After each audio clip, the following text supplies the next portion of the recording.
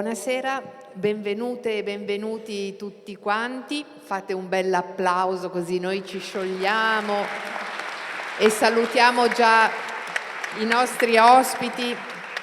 Io mi chiamo Elisabetta Soglio e al Corriere della Sera dirigo le pagine che si chiamano Buone Notizie. Questa sera abbiamo tante buone notizie da raccontare e da approfondire insieme. Lanciamo la campagna Tende di AVSI che è appunto dedicata, lancia questo tema che abbiamo scelto per questa serata: la pace è una via umile, percorriamola insieme.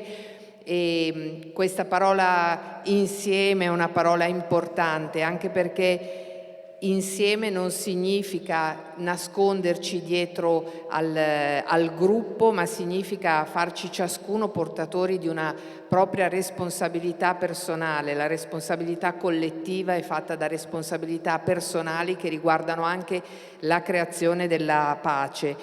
Ci sono oltre alle persone che ci stanno ascoltando qui oggi in questa bella sala in via Sant'Antonio, siamo a Milano, ci sono molte persone collegate, abbiamo 60 punti collegati di amiche e amici in tutta Italia, c'è anche un punto in America, Patrizia, c'è anche il mio oratorio di Concorezzo che sono lì tutti a tifare. E c'è anche qualcuno appunto qua che è venuto anche qui e poi abbiamo i nostri ospiti che vi presento man mano, ma prima voglio lasciare la parola a Patrizia Savi, che è presidente della Fondazione AVSI e che ci può introdurre un po' nella campagna di questo anno. Grazie mille Elisabetta, grazie tra l'altro della tua disponibilità questa sera. Voglio anch'io salutare tutti gli amici e le amiche qua presenti e tutti coloro che sono collegati. Vorrei iniziare il mio intervento raccontando brevemente chi è AVSI e in particolare quali sono le origini di AVSI, che risalgono agli anni 70, quando alcuni amici accomunati dall'esperienza di comunione e liberazione hanno accolto la sfida di partire per Chiringhe, che era una diocesi e immagino ancora adesso cattolica dello Zaire, che oggi è la Repubblica Democratica del Congo. Sono partiti per un'opera missionaria di presenza cristiana in quel villaggio, portando la propria competenza medica e anche e soprattutto in aiuto alla popolazione locale.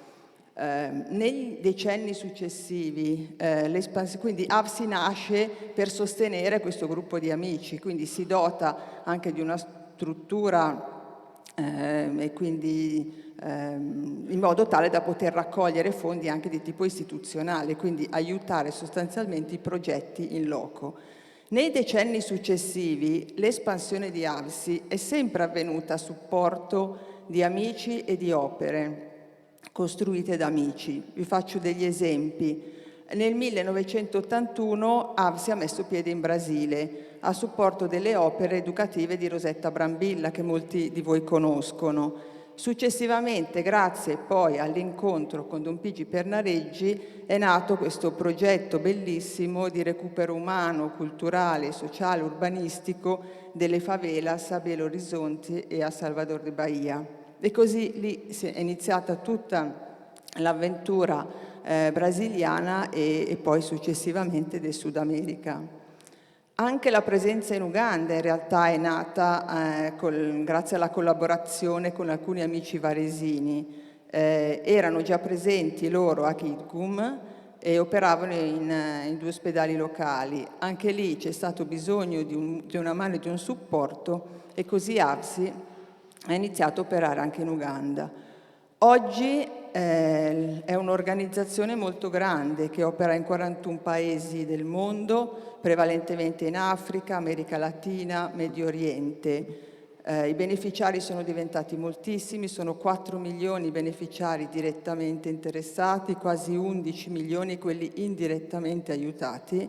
Abbiamo circa 2000 persone che lavorano con noi, 300 progetti e così via, ma soprattutto abbiamo una rete di amici che noi chiamiamo gli AVSI Point e che sono le persone che fin dall'inizio soprattutto in Italia, ma ora anche qualcuno all'estero, hanno aiutato AVSI e l'hanno seguita in tutti questi 50 anni, più di 50 anni. Molte di queste persone sono oggi collegate o sono qua con noi. E questa è una caratteristica molto bella, perché non ci sono altre organizzazioni simili ad AVSI che hanno una rete di sostenitori come la nostra. Quindi è un'esperienza effettivamente originale. Ecco, quindi il criterio qual è stato il criterio che ha sempre quindi mosso l'azione di AVSI? La risposta di un bisogno. La risposta di bisogni incontrati sul terreno, quindi non progetti calati dall'alto, arriviamo noi e vi spieghiamo come dovete fare, ma innanzitutto l'ascolto dei bisogni delle persone. Gli ambiti di intervento sono tanti: l'educazione, la protezione dell'infanzia, la formazione professionale, il lavoro, il rafforzamento economico, l'aiuto nelle situazioni di emergenza. Ma ecco, questo, se volete, avrete voglia, potete andare anche a leggerlo nei documenti che vi abbiamo lasciato o visitando il nostro sito. Vorrei ora invece entrare un po' più nel merito del tema della campagna. La campagna di quest'anno si chiama La pace è una via umile, percorriamola insieme. Ora, la pace è una via umile riprende una frase del Santo Padre Leone XIV in occasione del discorso che ha tenuto il 17 giugno del 2025 ai Vescovi della Conferenza Episcopale Italiana. In questo discorso è estratta una frase nella quale lui dice: la pace non è un'utopia spirituale, è una via umile fatta di gesti quotidiani che intreccia pazienza, coraggio, ascolto e azione, e che chiede oggi più che mai la nostra presenza vigile e generativa. Ecco, quando abbiamo scelto il tema della campagna di quest'anno abbiamo colto una grandissima corrispondenza tra il lavoro che facciamo sul terreno e la proposta del Papa. Umile deriva da humilis, e vicino alla terra, e chi ha scelto di lavorare con noi è coinvolto in un impegno costante, quotidiano, proprio sul terreno. Infatti noi diciamo le persone che sono sul terreno, le persone che lavorano sul campo, e lo fanno in ascolto, appunto, come dicevo prima, dei bisogni delle persone, degli ultimi e di quelli che sono più vulnerabili. Ci siamo chiesti quindi, in occasione di questa campagna, come percorriamo questa via umile, perché questa è stata davvero anche l'occasione per noi per riprendere il senso e il significato del nostro lavoro. Noi desideriamo, col lavoro che facciamo, con i nostri progetti, contribuire a creare le condizioni per una vita dignitosa per le persone, dove ciascuno possa essere valorizzato. E possa essere valorizzato indipendentemente dalla propria appartenenza etnica, religiosa, politica e indipendentemente dalle condizioni in cui vive.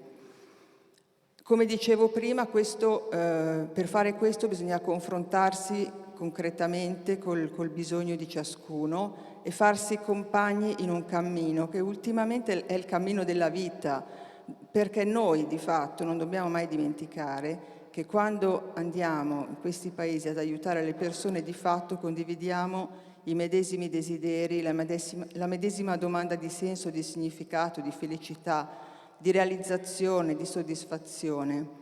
Questo è importante, ce lo ricordiamo sempre, e cerchiamo da 50 anni di educarci a questo sguardo, che è l'unica modalità per fecondare il terreno, contribuire a dare speranza e che è l'unico modo per cui sia possibile favorire una convivenza pacifica e quindi costruire la pace. Ora è evidente per noi sicuramente, ma soprattutto per coloro che lavorano sul terreno, che non siamo in grado di cambiare le sorti del mondo, che rappresentiamo solo una percentuale minima di quello di cui ci sarebbe bisogno, ma io e noi siamo convinti che fosse soltanto per una persona, perché una persona possa ritrovare la speranza, il nostro lavoro ha comunque un senso. Quindi anche nelle realtà più dure e dolorose, come la guerra, è possibile offrire una speranza. Anche la guerra può essere affrontata, come poi ci racconteranno i nostri ospiti successivamente. Quindi tutti gli interventi che noi facciamo, come offrire cure per la possibilità di curarsi per le persone, garantire ai bambini e ai giovani dei percorsi educativi, investire del tempo e energie in percorsi professionali, soprattutto per i giovani, soccorrere le popolazioni impoverite dalla guerra, aiutare i migranti nei vari paesi, ha questo obiettivo. Tenete conto che soprattutto le situazioni migratorie, che non sono solo in Italia, ma ci sono campi di accoglienza di migranti in Africa, in Brasile, in Sud America. In queste circostanze i bambini perdono anni e anni di scuola, i genitori non sono più in grado di sostenere la famiglia, quindi viene meno un'educazione stabile, le persone si deprimono, i capifamiglia non trovano più un senso nella loro vita perché non hanno più un lavoro. Ecco, riuscire a lavorare e ad aiutare queste persone perché possano riscoprire la loro dignità e contribuire alla vita familiare è il compito che noi abbiamo in questi contesti ed è la modalità concreta in risposta a quello che è l'invito che il Papa ci ha fatto. Ora vado verso la fine, ma vorrei sottolineare ancora un aspetto importante del lavoro di ABSI, che è il tema dell'educazione.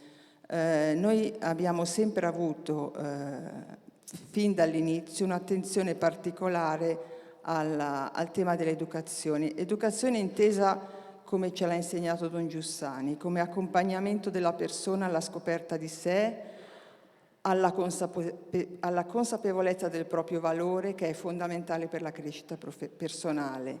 Quindi è un cammino che si fa insieme. Quello che ho detto prima è esattamente la stessa cosa, cioè vivere insieme e condividere con le persone che hanno bisogno che aiutiamo questo percorso di consapevolezza del proprio valore è il passaggio fondamentale perché si crei realmente sviluppo e perché si possa effettivamente seminare la pace. È una sfida questa sicuramente, non è un lavoro semplice. Come potete immaginare ci sono momenti più facili e momenti più complessi, ma la consapevolezza che noi abbiamo è che appunto noi in questo lavoro, in questa attività, desideriamo fino in fondo condividere il bisogno che i beneficiari e noi stessi abbiamo dentro di noi, e quindi è indipendente il fatto che noi viviamo in un contesto favorevole e loro vivono in un contesto più complesso, difficile e pieno di bisogni anche molto materiali, perché in realtà alla fine condividiamo esattamente lo stesso bisogno.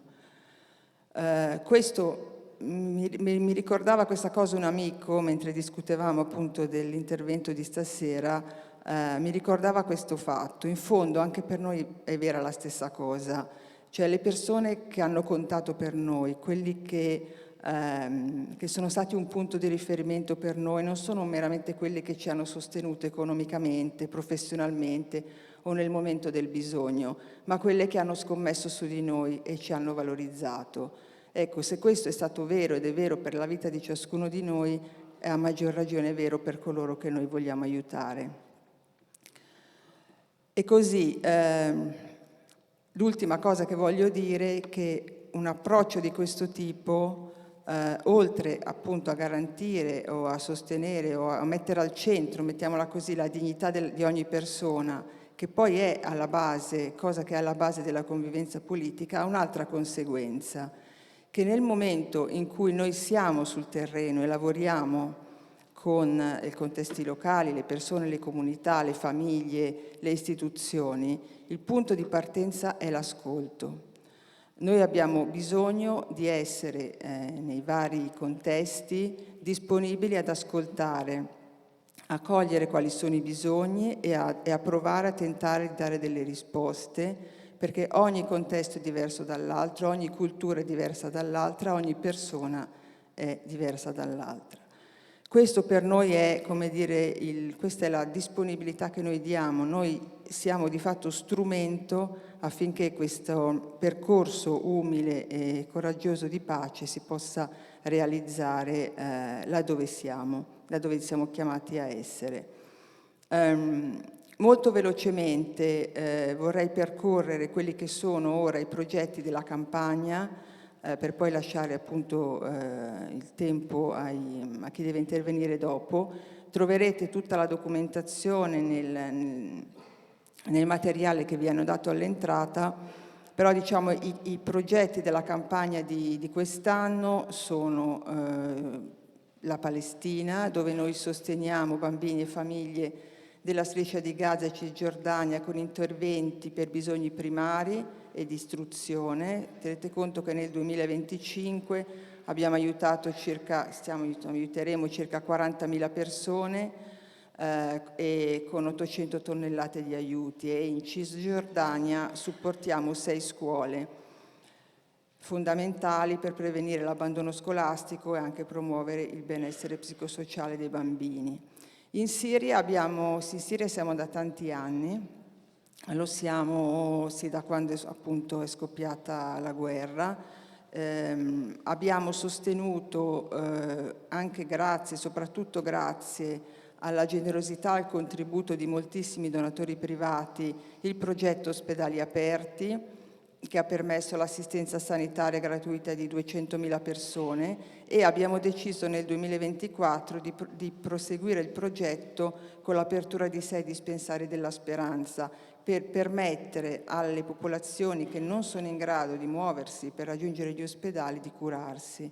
Quindi la nostra campagna quest'anno ha lo scopo di garantire le cure gratuite alle famiglie vulnerabili, formazione del personale sanitario e promozione dell'inclusione sociale. In Ucraina non dico molto perché poi ci sarà un intervento sul tema, però chiaramente siamo lì per rispondere alla crisi, prevalentemente alla crisi educativa aggravata dalla guerra, ma non solo. Il Libano è un altro paese martoriato che ha avuto una crisi, vissuto una crisi molto importante. Oltre ai temi legati alla guerra, c'è un tema proprio anche di natura sociale che era già preesistente sostanzialmente, quindi la guerra si è inserita in un contesto molto difficile. Noi abbiamo questo centro a sud del Libano che è miracolosamente rimasto in piedi, che è un punto di riferimento straordinario, anche questo, scusate, costruito tutto con fondi privati, quindi quando dico privati intendo che non sono fondi istituzionali, che arrivano dai grandi organismi internazionali. In questo centro, questo è un punto di speranza per quella popolazione che ha perso tutto. Le scuole non ci sono più, i bambini non vanno a scuola, e qui le famiglie, le persone, le donne, i bambini si ritrovano, e stiamo cercando di fare qualche intervento appunto per garantire una continuità scolastica e per sostenere le persone. In Italia, bellissimo anche questo, abbiamo avviato un progetto molto bello insieme all'Associazione Famiglie per l'Accoglienza, per l'accoglienza dei minori stranieri non accompagnati. Sono tantissimi, il progetto è molto bello ed è anche molto bello che lo stiamo portato avanti insieme a Famiglie per l'Accoglienza. Poi abbiamo un progetto anche in Giordania, legato appunto alla sensibilizzazione dei giovani e delle comunità locali sul patrimonio artistico e culturale. Sono percorsi formativi per 1.200 studenti, anche qui favoriscono l'incontro, il dialogo tra le persone, tra le popolazioni, ma soprattutto consentono anche di formare dei giovani che a loro volta poi potranno avere una vita più, inserirsi nel mondo del lavoro. Vorrei fare anche un passaggio finale sul tema del sostegno a distanza. Per noi il sostegno a distanza è un esempio veramente concreto di aiuto e di copartecipazione alla vita dei bambini, dei giovani e delle famiglie.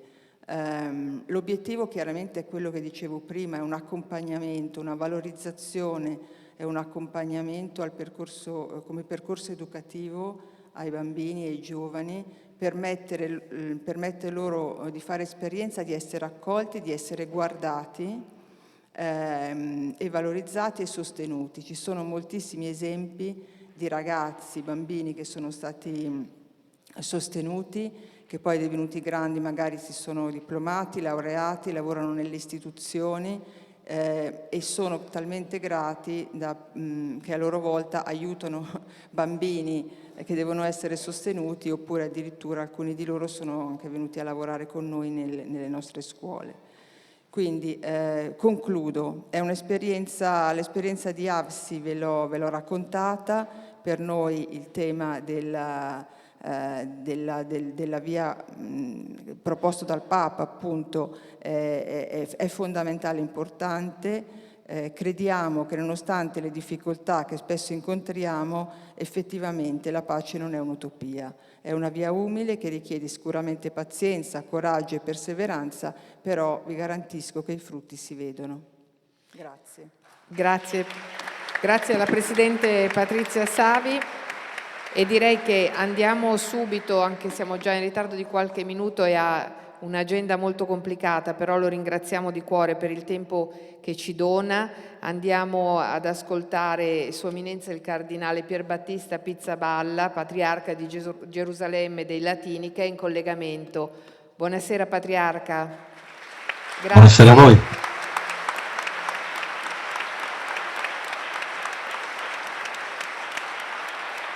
Grazie Patriarca. Chi più di lei ci può aiutare a capire il valore della pace e a come comunque questa via umile che non vuol dire timida, ma questa via vada percorsa insieme? Grazie innanzitutto di questa opportunità, saluto tutti. Mi piace anche il tema che avete dato, la pace via umile. Noi stiamo vivendo un contesto drammatico, come sapete, e siamo da molto tempo, non solo ora. Non so se posso usare la parola vittime, comunque siamo il risultato, insomma, di tanti tentativi di tanti accordi di alto livello, di politica alto livello, Stati Uniti, comunità internazionale e così via, che hanno mostrato tutta la loro debolezza e il loro fallimento in questo contesto. Adesso si sta parlando molto di questi 20-21, erano 21, adesso sono 20 punti, mi pare, del piano di Trump, che per quanto debole e quante perplessità possa sollevare, comunque ha avuto il merito, se non altro, di fermare i bombardamenti a tappeto, ma certamente non risolverà la questione più ampia del conflitto israelo-palestinese. Lo sospenderà, lo tiene in sospensione per un po'. Ecco, ma quello che intendevo dire è che è chiaro, se c'è una cosa che è chiara, che è emersa chiara dalla guerra che è scoppiata dopo il 7 ottobre del 23, è proprio la debolezza degli organismi politici, degli organismi multilaterali, internazionali e ahimè forse dovremmo aggiungere anche delle istituzioni religiose che hanno mostrato la loro debolezza, la loro incapacità, con qualche eccezione sicuramente, come sempre, la loro incapacità a dire e a proporre parole o vie alternative. Ecco, per cui la vostra idea che la pace è una via umile credo che sia importante. Se c'è una cosa che abbiamo imparato qui, che ho imparato questi anni, e ormai sono quasi 40 anni, sono più 40 anni che 35, è proprio che la pace nasce dal basso. Dal basso significa tante cose, naturalmente è chiaro che nasce dentro i contesti contesti quotidiani di vita, innanzitutto la scuola, la formazione. So che voi siete molto impegnati nel mondo della scuola, quindi la scuola e la formazione sono il primo ambito dove si crea una cultura di pace, ma più che di pace comincerei a dire di rispetto, di capire in cosa consiste, su cosa si basa la dignità della persona, l'idea di persona, l'idea di uomo, di donna e così via. Sono tutte cose che nascono dentro il processo formativo e qui non è così scontato. Ripeto, spesso a scuola si impara non soltanto a conoscere se stessi, ma anche dire, la propria identità è costruita a difesa da qualcuno ed è già un punto di partenza molto sbagliato.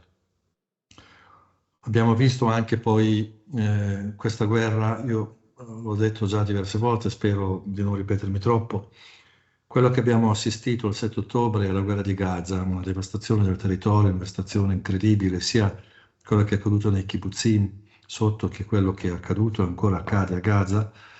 Non è l'inizio, ma è l'ultimo anello di una catena. Questa forma di odio, di disprezzo, di sfiducia, di rifiuto dell'altro è nato molto prima, al di là delle questioni politiche di quando è iniziato il conflitto 80 anni fa o 48, 67, quello che è, eccetera.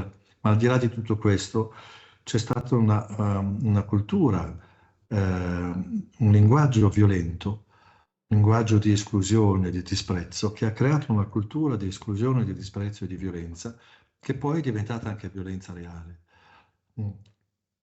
La devastazione del territorio è il risultato della devastazione umana che c'è stata. Se si è stati capaci di fare questo è perché c'è una cultura, un pensiero che lo ha permesso. Ecco, per cui La interrompo perché questo è un punto importante. Lei ne ha parlato molte volte, anche recentemente, incontrando poi i giovani giornalisti, gli aspiranti giornalisti. Cioè, oltre alla violenza materiale esiste anche una violenza del linguaggio, è così? sì, e io credo che la violenza materiale è il frutto di un linguaggio violento, perché il linguaggio crea cultura, crea un pensiero, crea, come dire, crea delle prospettive. Il linguaggio, le parole possono aprire orizzonti, ma li possono anche chiudere. Possono creare fiducia e speranza, ma possono anche creare odio e disprezzo. Ecco, se si è stati capaci di arrivare dove si è arrivato, agli orrori del 7 ottobre, che hanno fatto cose orribili, veramente, sotto tutti i punti di vista, e se si è stati capaci di livellare, di come dire, bombardare a tappeto senza riguardo una popolazione di milioni di persone, vuol dire che c'è un pensiero, una cultura che lo permette, o che lo giustifica, o che lo incoraggia addirittura. Ecco, questo è molto grave, molto grave. Per cui quello che è accaduto il 7 ottobre, quello che è accaduto a Gaza, è diciamo uno spartiacque, è il risultato di qualcosa, ma ha anche prodotto naturalmente, ha causato, ha accentuato l'odio, il dolore, la sofferenza, il rifiuto, il disprezzo, la disperazione e la mancanza di riferimenti non solo etici, ma anche di vita normali, regolari. Ecco, quindi bisogna lavorare molto per ricominciare. Non so come, non so quando, ci vorrà del tempo, ma dobbiamo esserci sicuramente. Ecco, quello che bisogna fare innanzitutto è lavorare nella scuola. Tenete presente che a Gaza da 3 anni non si va a scuola. Le scuole sono distrutte, bombardate, oppure sono usate come rifugio per la gente che non ha nulla, non sa dove stare. La stragrande maggioranza della popolazione vive nelle tende, ma chi non vive nelle tende sta nelle scuole o nei ruderi, in qualche modo. È il terzo anno senza scuola, quindi non si può parlare di futuro, di speranza, se c'è un'intera generazione che non va a scuola e che quindi è condannata a rimanere, rimane condannata per sempre. Bisogna lavorare molto su questo, naturalmente sull'aspetto di tutto l'aiuto umanitario, soprattutto nel mondo sanitario, anche nei traumi, popolazioni traumatizzate, tutte e due, israeliani e palestinesi, con modalità diverse, sono due popolazioni traumatizzate da tutto quello che è accaduto. Ecco, non dobbiamo permetterci di lasciare, come dire, la narrativa ai radicali o al tanto peggio, tanto meglio. Dobbiamo dunque fare tutto possibile per arginare questa deriva che sta continuando. Non ci sono i bombardamenti a tappeto, ma la situazione resta molto grave. In Cisgiordania, di cui ormai non si parla più, ogni giorno ci sono dei morti, ogni giorno ci sono attacchi dei coloni, la popolazione è stremata, la popolazione palestinese è stremata. Ci sono quasi 1 migliaio di checkpoints che bloccano i passaggi da una parte e dall'altra. Ormai la popolazione palestinese vive a macchia di leopardo. Potrei andare avanti tantissimo per parlare di questa situazione, ma mi preme dire che la comunità internazionale, che nei suoi livelli alti politici e anche religiosi ha mostrato tutta la sua impotenza, è necessario allora che la comunità internazionale, nelle forme umili, per usare l'espressione del vostro titolo, nelle forme cioè di grassroots, di territorio, di organizzazioni, di movimenti, cioè di tutto quello che è la società civile nelle sue forme più belle, mostri questa sua non solo simpatia, vicinanza, ma anche questa solidarietà e l'aiuto concreto, non solo e non tanto finanziario, quanto nell'aiutarci a ritrovare parole nelle quali ritrovarci. Ecco, e non sarà così semplice, ma ne abbiamo bisogno. Una cosa che per me è chiara è che c'è, dunque, da soli qui non se ne uscirà, c'è bisogno di qualcuno che aiuti a ripensarsi, a ripensare da dove ripartire. Dicevo che è uno spartiacque quello che stiamo vivendo, sappiamo che nulla sarà più come prima, però ora bisogna decidere come sarà il dopo.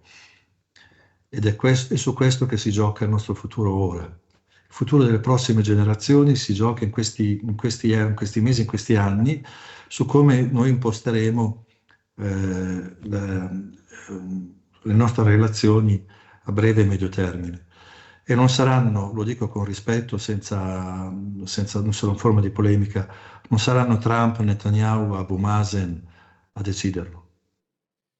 Loro dovrebbero aiutare in questo senso, ma dovrà esserci un impegno della società civile che c'è in tutte le sue forme, però aiutarla, questa società civile che vive e pace a Gaza, in Cisgiordania, in Israele, aiutarli a non essere soli, a fare rete e creare insomma questa solidarietà che, se non altro, che argina un po' la deriva nella quale siamo.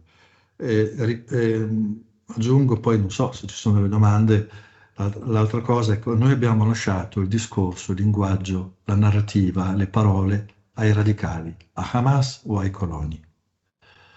E quando parliamo delle nostre cose, delle nostre realtà, ci limitiamo a discorsi, lo dico con molto rispetto, ancora una volta senza polemica, che suonano un po' come slogan. Se non sono calati dentro la realtà, non fanno i conti con la realtà. Esemplifico, noi parliamo spesso di pace, di dialogo, di riconciliazione, che sono parole sacrosante, fuori discussione su questo.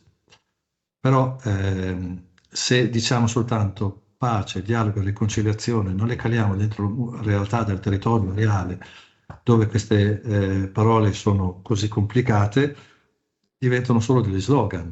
Ecco, abbiamo bisogno di fare conti anche con chi non vuole la pace, chi non vuole il dialogo, chi lo rifiuta. Come stare dentro situazioni di conflitto, ma rimanendo pacifici, cercando di costruire anche là dove si vuole distruggere. Come si fa quando il contesto è così contrario al tuo pensiero? Come si sta dentro queste situazioni? Dobbiamo dirlo. I coloni dicono Dio ci ha dato la terra, è scritto nella Bibbia, è scritto nel Deuteronomio, Giosuè e in altri libri. Dio ce l'ha dato, quindi ce la prendiamo.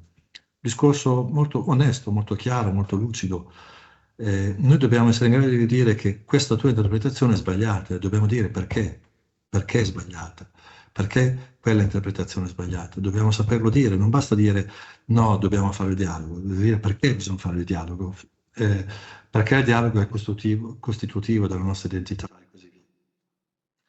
Ecco, e così via, insomma, se c'è una cosa positiva, se si può dire così, questo è certamente è un'esagerazione. Comunque, per intendersi, se c'è una cosa comunque che questa guerra ci ha fatto capire è che non abbiamo più spazio, né voglia, né energie per orpelli vari, per slogan o per discorsi campati in aria. Abbiamo bisogno di nuove parole, di nuovo linguaggio, di un nuovo approccio, ma che parta dalla nostra realtà e che ci aiuti a superarla però, e ci dia delle linee. Ecco, è quello che noi cerchiamo di fare come Chiesa, insieme agli altri. Un'altra cosa che è evidente è che nessuno può fare tutto da solo. Bisogna fare rete, cristiani, ebrei, musulmani, israeliani, palestinesi, associazioni di vario genere, di destra e di sinistra. Perché qui quello che è in gioco è l'umanità e su questo ci dobbiamo ritrovare. Patriarca, io intanto la ringrazio moltissimo per questa testimonianza. Le faccio solo un'ultimissima domanda. Dopo questi annunci di pace che poi appunto abbiamo visto che esito infelice insomma hanno invece portato, lei vivendola da lì ha avuto la sensazione di un calo della tensione, dell'attenzione anche da parte di chi è lontano? Alcune ONG hanno denunciato il fatto che sono un po' calati gli aiuti. Noi stasera siamo qui anche per dare il via a una nuova campagna di aiuti. Lei ha avvertito un po' questo cambiamento? Sì, confermo, il cambiamento è molto evidente, molto chiaro, un calo, diciamo che nel mondo cattolico ancora non si percepisce, ma già un po' meno rispetto a già qualche settimana fa.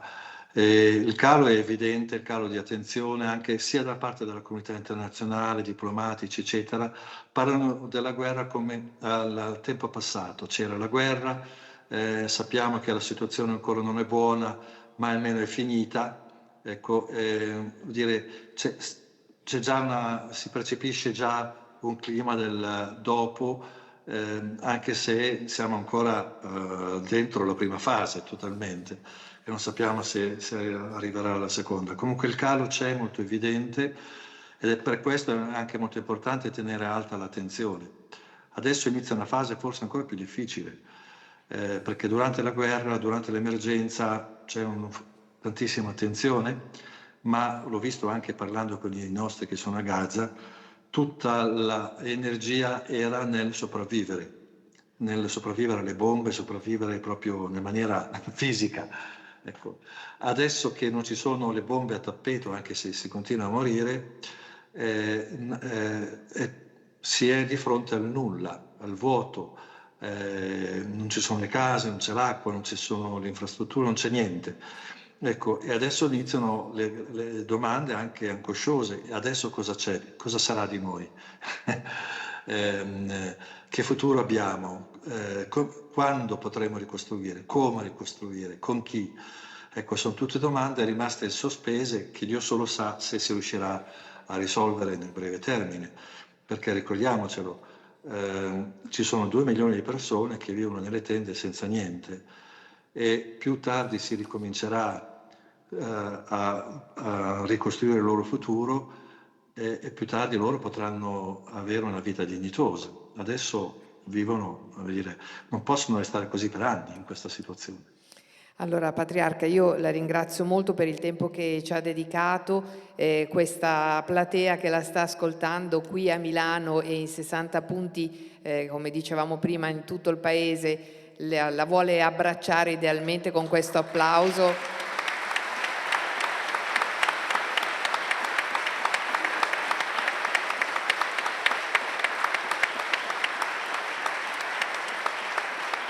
e sono sicura che queste sue parole, questa sua testimonianza, la ferma dolcezza con cui lei si è rivolto a noi ci sarà da sprone, insomma, per ripartire con questa campagna di raccolta fondi, perché anche noi possiamo dare il nostro contributo e farvi sentire la nostra vicinanza. Quindi la ringrazio e spero di rivederla per buone notizie, Patriarca. Arrivederci. Grazie.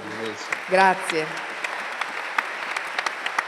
Quindi io a tutti voi che ci state ascoltando ricordo appunto che abbiamo modo di far sentire la nostra vicinanza anche concreta, anche con delle donazioni, iniziando anche da ora. Abbiamo anche un QR code che adesso è coperto dall'immagine del Patriarca, non è lui il QR code, ma è questo.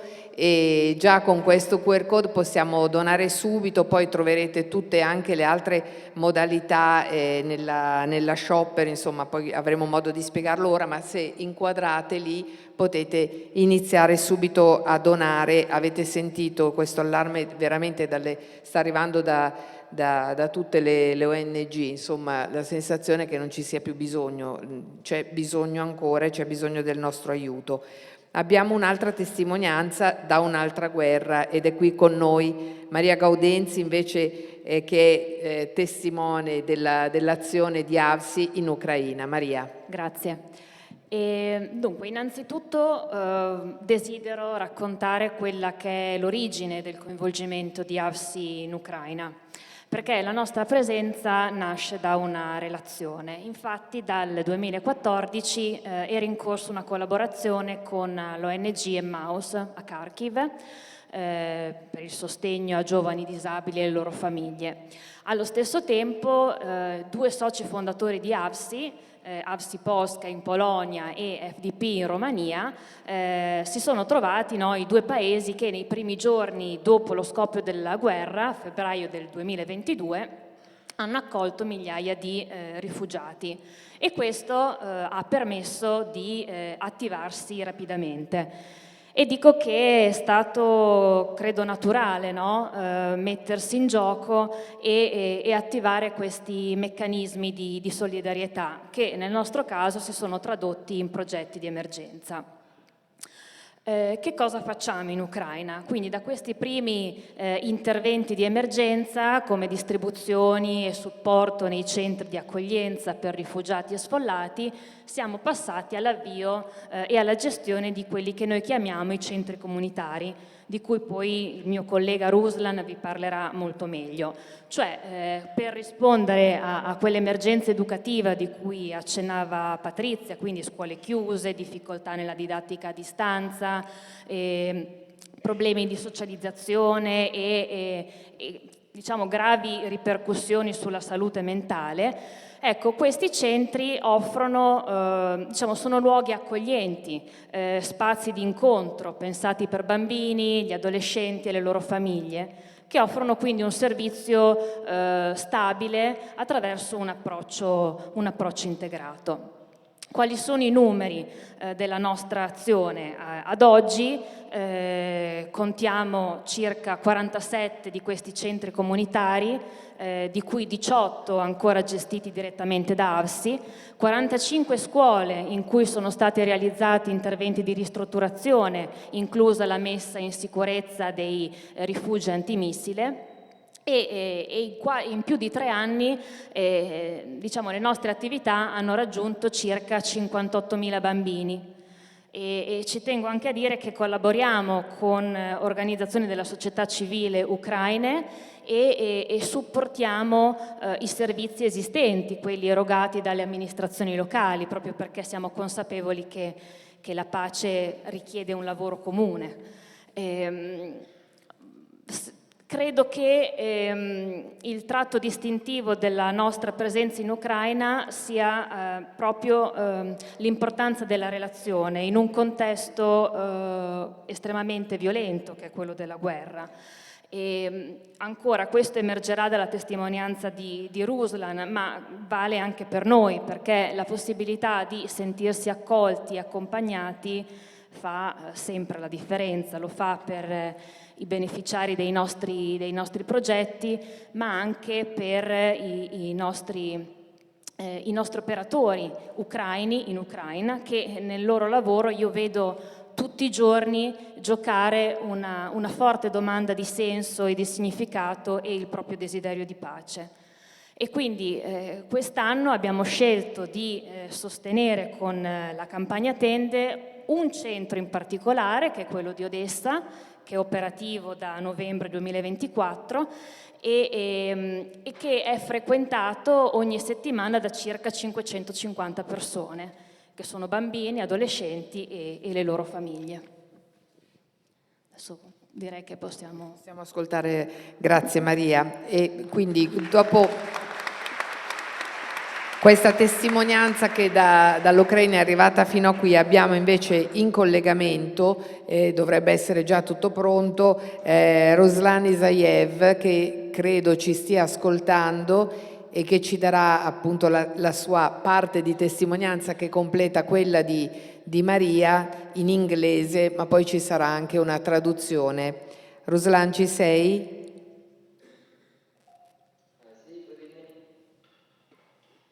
Good evening. Dear friends, dear colleagues, dear supporters of AFSI, thank you so much for welcoming me here today. For me, being here is not just part of my work, it is something deeply personal.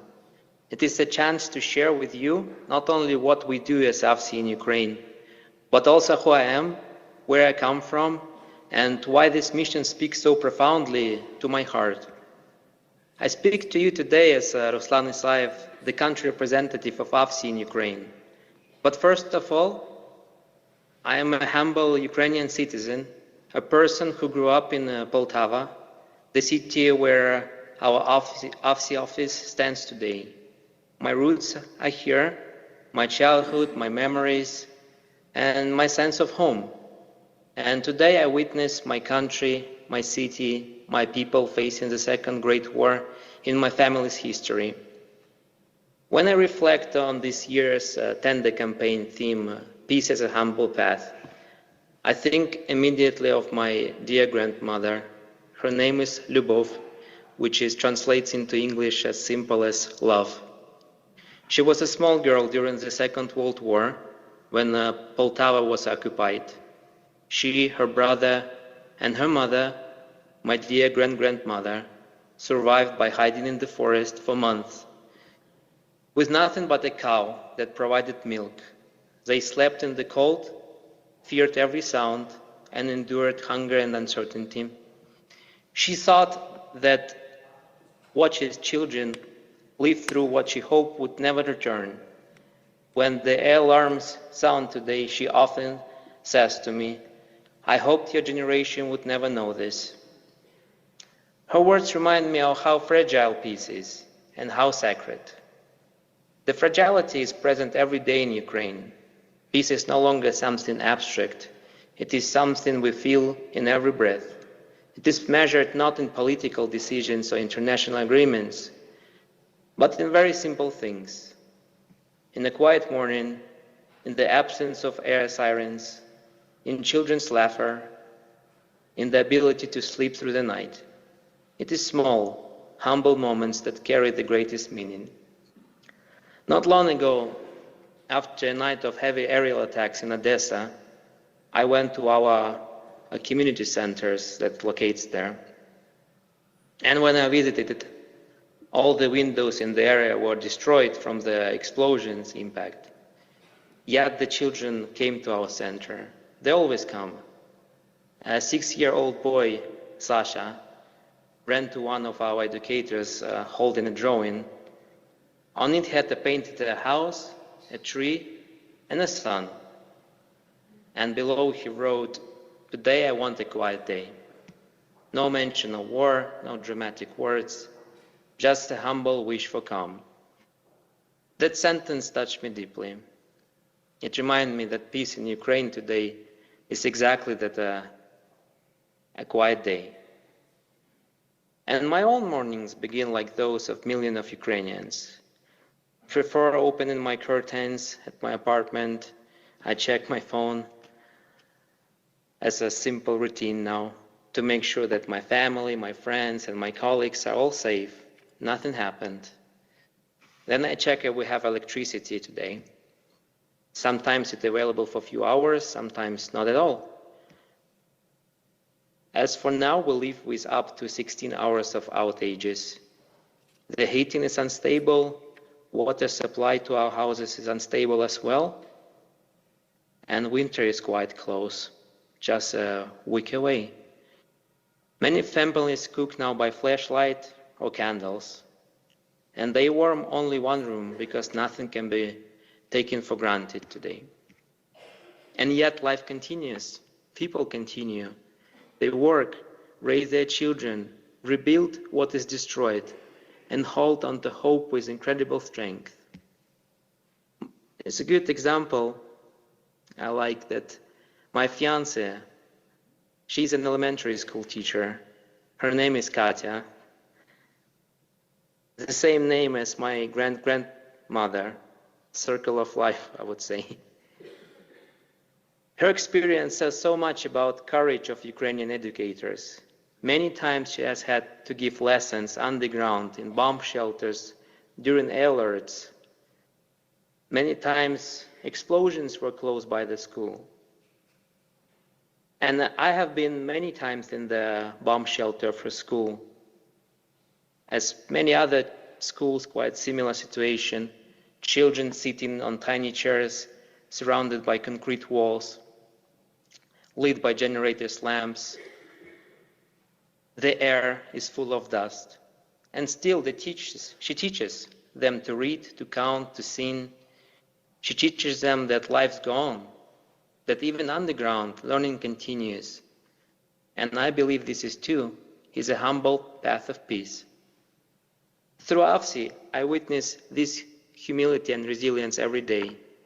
In Zaporizhia, Kharkiv, Kherson, and Sumy, I believe many of these names you heard over the news. That's where our community is located, community centers. They give children spaces to learn, play, and recover parts of their childhood. Many of them never had a chance to attend kindergartens. Their early years were marked first by pandemic, as you all remember, then by war now. Yet in our center, they draw, sing, make friends, and rediscover a simple joy. On the other hand, in Mykolaiv, Dnipro, and Odessa, we accompany families who fled with very little, sometimes only a plastic bag. Throughout psychosocial support, group activities, and educational programs, we help them rebuild their routines, their dignity, their sense of stability. Quite often parents tell us, "Here, my child smiles again." Every one of those smiles is a small act of peace. We support teachers, psychologists, and social workers who are the backbone of the communities, I believe. They're exhausted, but they continue. Through training and capacity building, we help them accompany families and maintain this social fabric that keeps communities strong. We also invest in youth and vocational education, because giving young people a future in a time of uncertainty is quite essential. Hope is not something abstract, it's something that must be built. Sometimes people ask me if these actions that we are doing now, they're quite small compared to the scale of the war here. And my answer is no. These actions are exactly what keeps society alive. Peace is not created in a single moment. It is created step by step, relationship by relationship, through thousands of small gestures. It is created when dignity is restored and when people feel seen and supported. And this is why your support here in Italy is so incredibly meaningful for us. You help make these small gestures possible. You help create spaces where children feel safe, where parents feel understood, where teachers feel supported, where families regain their dignity again. You show us that we are not alone, that for us is a source of immense strength. From my heart, and on behalf of my colleagues here, and the children and families we accompany, thank you so much. Thank you for your compassion, for your generosity, and for simply choosing to walk with us, step by step, on this humble path towards peace. Peace will not arrive with a single gesture, after all, but together, with humility and courage, we are already building it. Thank you. Thank you so much. Sì. Thanks so much, Ruslan. Abbiamo adesso la traduzione disponibile. Non sei tu, vero Maria? Ci arriva la traduzione dalla regia. Cari amici, cari colleghi, cari sostenitori dell'AVSI, grazie per avermi accolto qui oggi. Per me essere qui non è solo parte del mio lavoro, ma è qualcosa di profondamente personale. È un'occasione per condividere con voi non solo ciò che facciamo come AVSI in Ucraina, ma anche chi sono, da dove vengo e perché questa missione mi stia così a cuore. Oggi vi parlo in qualità di rappresentante nazionale di AVSI in Ucraina, ma prima di tutto come ucraino, cresciuto a Poltava, la città dove attualmente AVSI ha la propria sede. Le mie radici sono lì. La mia infanzia, i miei ricordi, anche il mio essere a casa. E oggi vedo il mio paese, la mia città, la mia gente affrontare la seconda grande guerra nella storia della mia famiglia. Quando rifletto sul tema della campagna tende di quest'anno, la pace come umile cammino, penso immediatamente a mia nonna. Era una bambina durante la seconda guerra mondiale, quando Poltava fu occupata.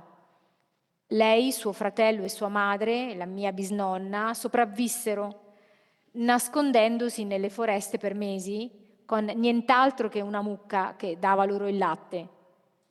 Dormivano al freddo, temevano ogni rumore e sopportavano la fame e l'incertezza. Lei pensava che quei giorni fossero finiti per sempre, ma ora, nella sua vecchiaia, sente di nuovo le sirene. Guarda i bambini vivere ciò che sperava non sarebbe mai tornato. Quando oggi suona l'allarme aereo, mi dice spesso: speravo che la tua generazione non avrebbe mai conosciuto tutto questo. Le sue parole mi ricordano quanto sia fragile e sacra la pace. Questa fragilità è presente ogni giorno in Ucraina. La pace non è più qualcosa di astratto, è qualcosa che sentiamo in ogni respiro. Non si misura in decisioni politiche o accordi internazionali, ma in cose molto semplici. In una mattina tranquilla, nell'assenza di sirene antiaeree, nelle risate dei bambini, nella possibilità di dormire tutta la notte. Sono i piccoli, umili momenti che hanno il significato più grande. Non molto tempo fa, dopo una notte di pesanti attacchi aerei a Odessa, sono andato in uno dei nostri centri comunitari. Tutte le finestre della zona erano state distrutte dalle esplosioni, eppure i bambini sono venuti. Vengono sempre. Un bambino di 6 anni, Sasha, è corso da uno dei nostri educatori con in mano un disegno. Su di esso aveva dipinto una casa, un albero e un sole, e sotto aveva scritto: oggi voglio una giornata tranquilla. Nessun accenno alla guerra, nessuna parola drammatica, solo un umile desiderio di calma. Quella frase mi ha toccato profondamente. Mi ha ricordato che la pace in Ucraina oggi è proprio questo, una giornata tranquilla. Le mie mattine iniziano come quelle di milioni di ucraini. Prima aprire le tende, controllare il telefono, la mia normale routine ora, per assicurarmi che la mia famiglia, i miei amici e i miei colleghi stiano bene. Poi vado a controllare se abbiamo l'elettricità. A volte è disponibile per alcune ore, a volte non c'è affatto. Viviamo con interruzioni di corrente che possono durare fino a 16 ore.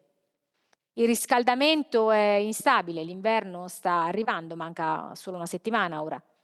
Le famiglie cucinano alla luce delle torce elettriche, riscaldano solo una stanza perché nulla può essere dato per scontato. Eppure la vita continua, la gente va avanti, lavora, cresce i propri figli, ricostruisce ciò che è stato distrutto e si aggrappa alla speranza con incredibile forza.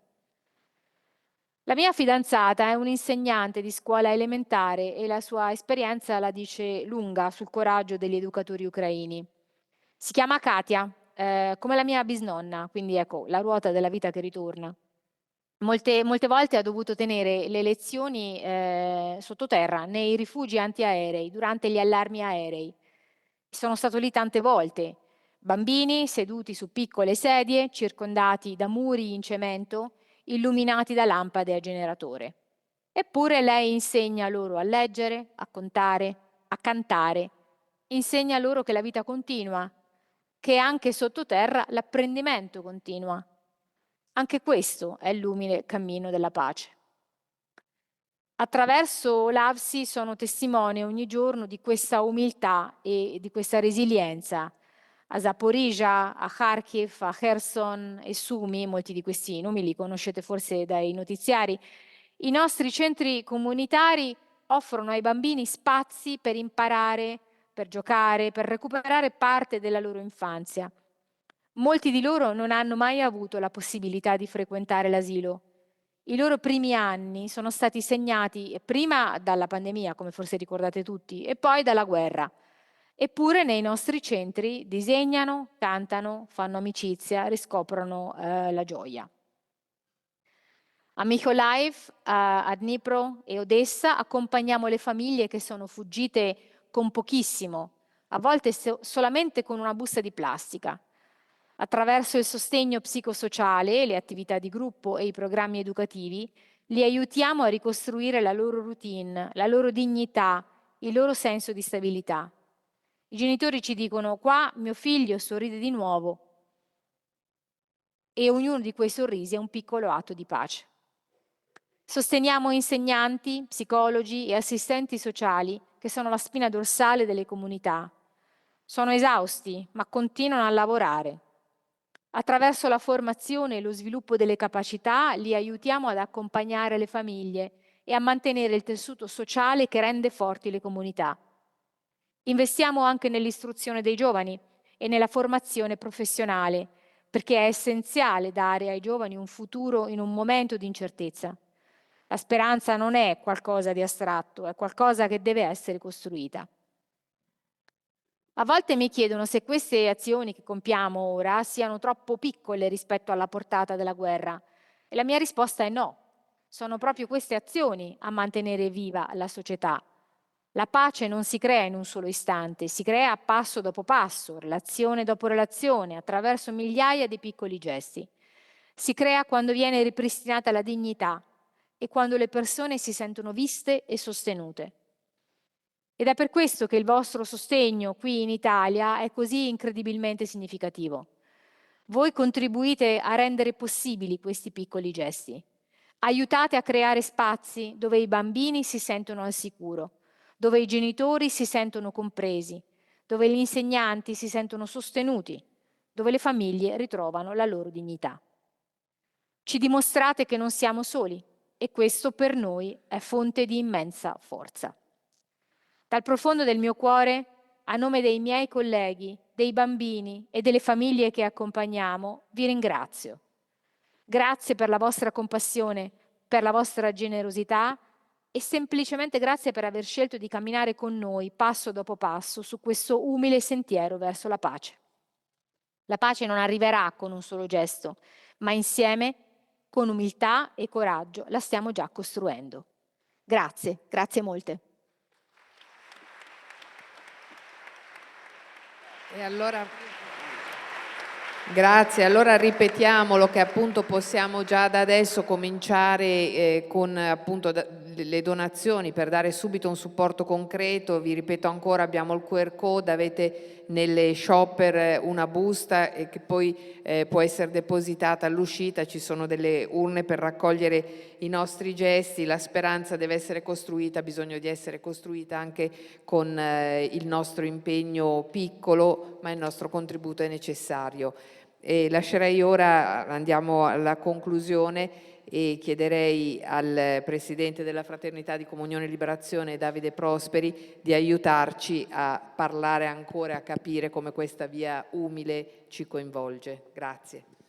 Grazie a tutti, buonasera per essere qui e anche a tutti quanti sono collegati. Ringrazio Patrizia, con la quale sono lieto di aver dato vita a questo appuntamento che appunto è stato concepito insieme da AVSI e dalla Fraternità di Comunione e Liberazione. Ringrazio sicuramente Elisabetta Soglio per aver accettato di moderarlo e il Patriarca Pizzaballa, con il quale abbiamo già avuto diversi appuntamenti su questo tema e quindi va un grazie particolare, e poi naturalmente anche a Maria e a Ruslav per aver portato qui la loro testimonianza. Perché questo incontro comune con AVSI e perché questo titolo? Col Cardinale abbiamo ormai un confronto stabile da alcuni anni sui temi dei quali appunto sono stato invitato anche oggi a parlare, siamo stati invitati a parlare, a partire da quando Papa Francesco, in occasione dell'udienza del movimento con il Movimento di Comunione e Liberazione per i 100 anni dalla nascita di Don Giussani, in San Pietro, il 15 ottobre del 22, ci rivolse queste parole: vorrei chiedervi un aiuto concreto per oggi, per questo tempo. Vi invito ad accompagnarmi nella profezia della pace. Cristo, Signore della pace. Il mondo sempre più violento e guerriero mi spaventa davvero. E poi aggiunse: arda nei vostri cuori questa santa inquietudine profetica e missionaria. E è un invito questo suo che riecheggia anche nelle parole più recenti del nuovo Papa Leone XIV, che fino dalla sua elezione, lo ricordiamo bene, continua a invitarci tutti a una pace disarmata e disarmante, prima di ogni altra cosa. E quest'estate, nel corso di un incontro con alcuni responsabili internazionali di CL, abbiamo avuto l'occasione di dialogare a lungo col Cardinale Pizzaballa proprio su questo compito che la Chiesa ci affida. Non solo a noi, evidentemente. Ora, cosa vuol dire esattamente essere profeti di pace oggi qui nella società occidentale? Nella Bibbia il profeta non è appena colui che prevede il futuro, una specie di visionario, secondo il significato che per lo più viene attribuito a questa parola. Quando si parla di profeta normalmente si immagina qualcuno che vede i fatti che devono ancora avvenire. Piuttosto è colui che riconosce l'operato di Dio nel mondo, cioè riconosce la presenza nella realtà di un bene, di una verità che non dipende esclusivamente dall'azione dell'uomo, dai nostri progetti, dalle nostre abilità. Profeta è chi in mezzo alle macerie vede la presenza di Dio all'opera. Cioè sa riconoscere chi e cosa in mezzo all'inferno, inferno non è, come diceva Italo Calvino, questa è un'espressione che abbiamo recuperato recentemente e lo indica a tutti.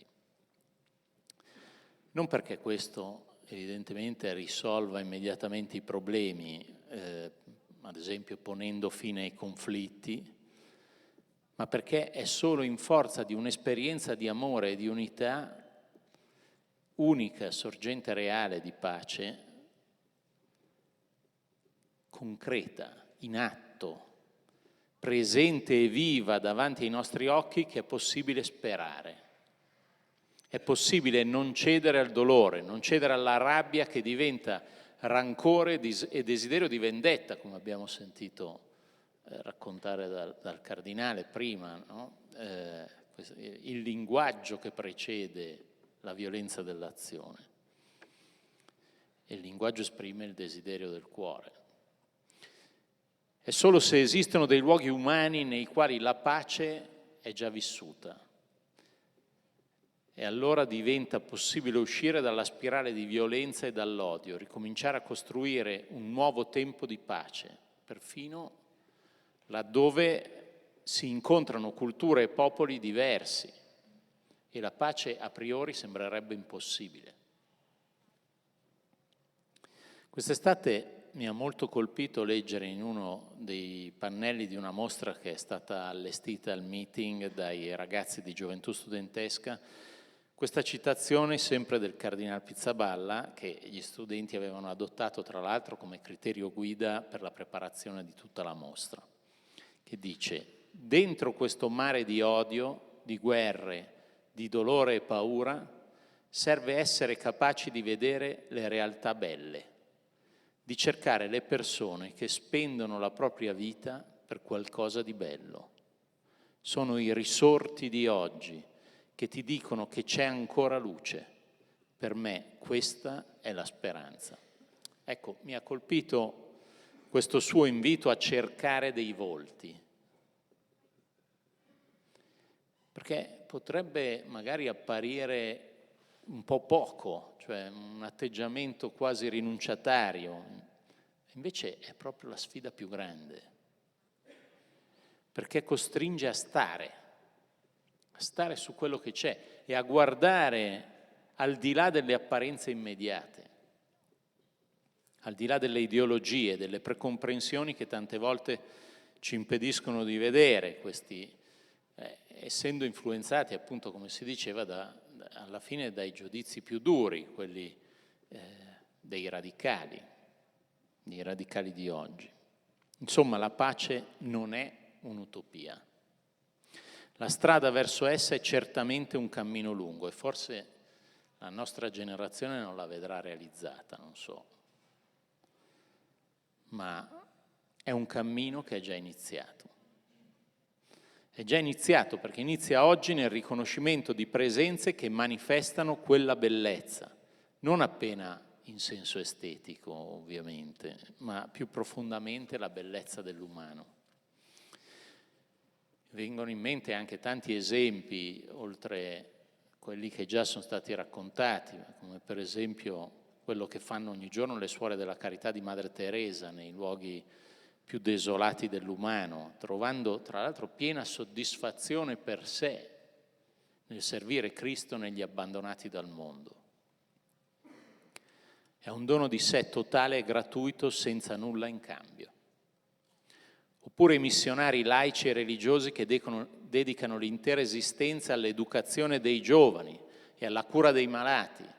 Ad esempio colpisce che tra i progetti più sostenuti da AVSI proprio sono di queste due tipologie, la cura dell'educazione e dei malati, quindi il sostegno degli ospedali, abbiamo sentito prima, in Siria, ospedali aperti. Spesso, tra l'altro, in luoghi dove le guerre mettono a repentaglio la loro stessa vita. Questa, in definitiva, è la bellezza di cui il mondo ha sete. Per questo diciamo che quella della pace è una via umile. Cioè non si tratta innanzitutto di porre fine a guerre infinite, che sarebbe presuntuoso e comunque alla fine risulterebbe fallimentare, l'abbiamo sentito, perché le guerre non mancano mai. Come purtroppo le cronache non mancano di ricordarci ogni giorno. Si tratta allora di non aspettare che finisca la guerra, ma di riconoscere la pace là dove già paradossalmente comincia ad essere presente anche in mezzo alla guerra. Chiaro, è un concetto diverso di pace, cioè, non è la tregua, l'assenza del conflitto o delle armi. Certo, alcuni sono chiamati a impegnarsi in complesse trattative diplomatiche e questo è fondamentale, perché su questo bisogna investire senza esitazione. Ma la pace non è solo frutto della diplomazia o di iniziative militari che dovrebbero portare alla fine dei conflitti. Il caso di Gaza ne dimostra tutta l'esito disastroso, no? Ma anche tutti i passati interventi in Medio Oriente sono sotto gli occhi di tutti, ma vediamo anche quello che stanno passando i nostri amici in Ucraina. Noi non possiamo accontentarci di una tregua, della cessazione delle ostilità, per quanto in certi momenti sicuramente è desiderabile, è importante, fa tirare il fiato quando non se ne può più, abbiamo sentito, ma dobbiamo chiedere di più, molto di più. La pace vera implica una convivenza che riconosce il volto dell'altro e che accetta di condividere la strada, di collaborare, di accogliere, fino a perdonare. Certo, sono parole molto grosse, ma la pace deriva dall'esperienza di essere accolti, di essere sostenuti, di essere amati. Altrimenti non ci sarà mai possibilità di una pace. Lo vediamo anche nelle nostre famiglie, figuriamoci. E nel recente volantino di CL sul tema della guerra, intitolato La speranza della pace, abbiamo indicato a tutti un esempio di quei volti risorti di cui parlava il patriarca. Ad esempio il parroco di Gaza, i religiosi che nonostante l'ordine di evacuazione che è stato dato a settembre dalle autorità israeliane, avevano deciso di non abbandonare la striscia di Gaza per poter rimanere accanto alla popolazione che dipendeva dalle loro cure, che altrimenti non sarebbe sopravvissuta. Tra l'altro non si trattava solo di cristiani, ma per la maggior parte erano musulmani, sono musulmani, molti dei quali anziani o malati. E in questo senso, appunto, la pace è una via umile, perché si tratta anzitutto di osservare, di lasciarsi colpire, di lasciarsi conquistare da questo amore più grande del male che vediamo, più grande delle nostre misure che tenderebbero a sottolineare soprattutto il male.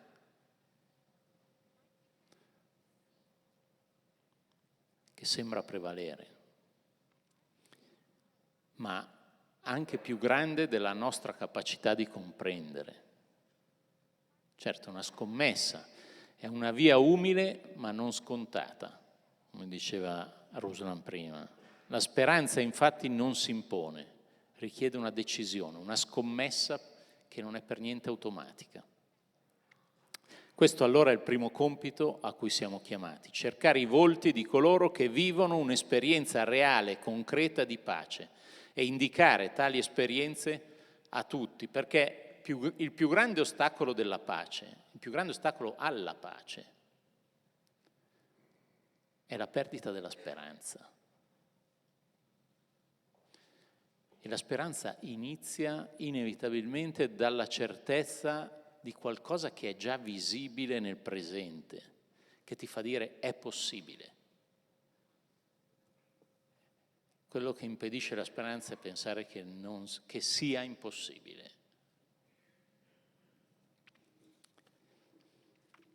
Al meeting inaugurato quest'anno abbiamo visto ad esempio un incontro tra due madri, un'ebrea israeliana e l'altra musulmana palestinese, che hanno perso i propri figli a causa della guerra, che entrambe hanno deciso di non cedere all'istinto della vendetta, ma di perdonare. Così come Diane Foley, la madre del giornalista vittima dell'ISIS, anche lei protagonista di un incontro commovente sempre a Rimini. Allora è questo che fa AVSI, sostenendo tante iniziative nel mondo come quelle descritte prima da Patrizia, come quelle anche di cui spesso la rubrica Buone Notizie ci racconta dalle pagine del Corriere della Sera, di questo siamo grati a Elisabetta, e qui si vede anche proprio come il rapporto con Comunione e Liberazione non è appena dovuto, certamente anche, questo è importante, all'origine, in quanto da essa nasce, da questa esperienza nasce AVSI, l'opera di AVSI, ma anche dallo scopo, perché c'è una diversità che si vede appunto, che ha qualcosa di reminiscente con quello che cercavo di dire prima, che vediamo nelle suore di Madre Teresa, perché è un servizio senza tornaconto, nel senso che, non so, io ho presente i progetti che stanno facendo, su cui si farà la raccolta delle tende, hanno dentro quello sguardo integrale all'umano che è possibile soltanto dentro un'esperienza viva, vissuta, di sguardo alla propria umanità, cioè dentro un'appartenenza a una realtà in cui questo sguardo si incarna. Non può essere l'applicazione di un'ideologia.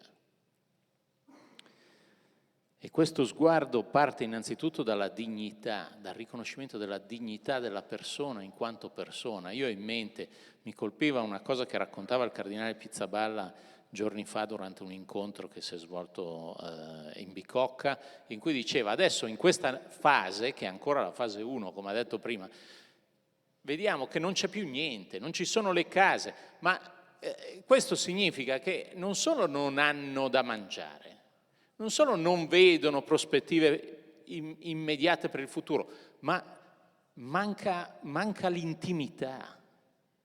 Pensate cosa vuol dire vivere la giornata senza la parete che ti permette di vivere anche la tua pudica intimità.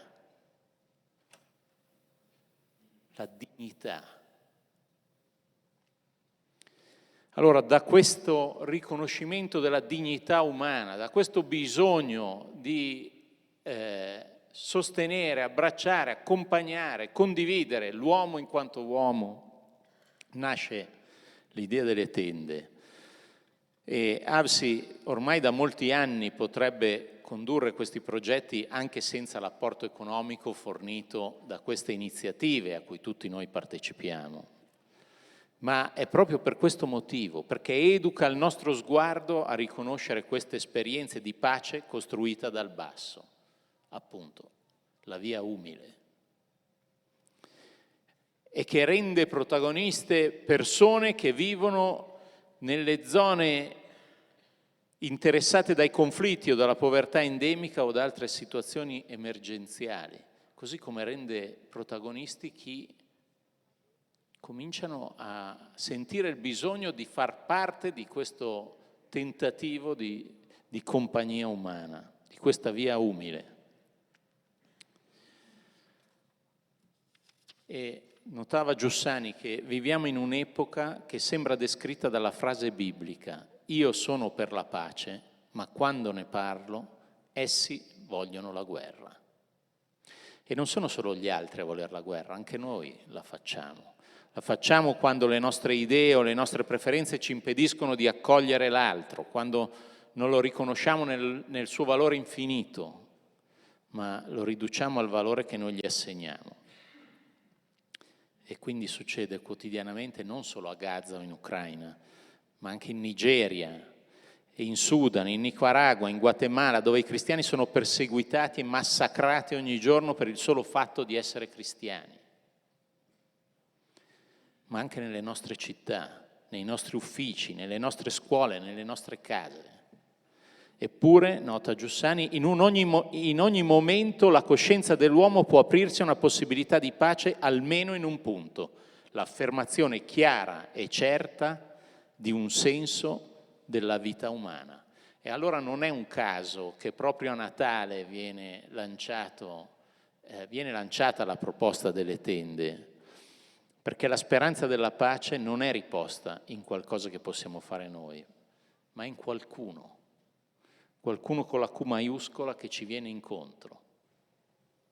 Non sappiamo, dice sempre Giussani nel testo del volantone di Natale di quest'anno, non sappiamo quanto gli uomini del nostro tempo cerchino anche inconsapevolmente un luogo in cui riposare e vivere rapporti in pace, cioè riscattati dalla menzogna, dalla violenza, dal nulla in cui tutto tenderebbe altrimenti a finire.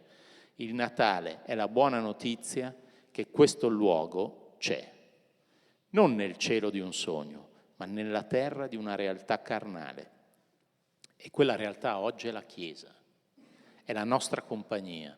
Ecco perché un gesto come quello delle tende di Avsi va proposto a Natale, perché indica a tutti Cristo incarnato nella sua Chiesa, unica sorgente della vera pace per tutti gli uomini. Grazie.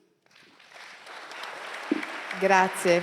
Allora, grazie a Davide Prosperi e a questo richiamo al nostro impegno appunto alla speranza, essere costruttori di speranza e quindi costruttori di pace. Allora io ancora vi saluto tutti e vi ricordo ancora però che il nostro lavoro comincia soltanto adesso. Patrizia, non ti abbandoniamo, siamo qua tutti per sostenerti e mi raccomando, le buste, il QR code che adesso si spegne, però le buste rimangono, e in bocca al lupo a tutti quelli che stanno lavorando in tutti i paesi d'Italia. Grazie.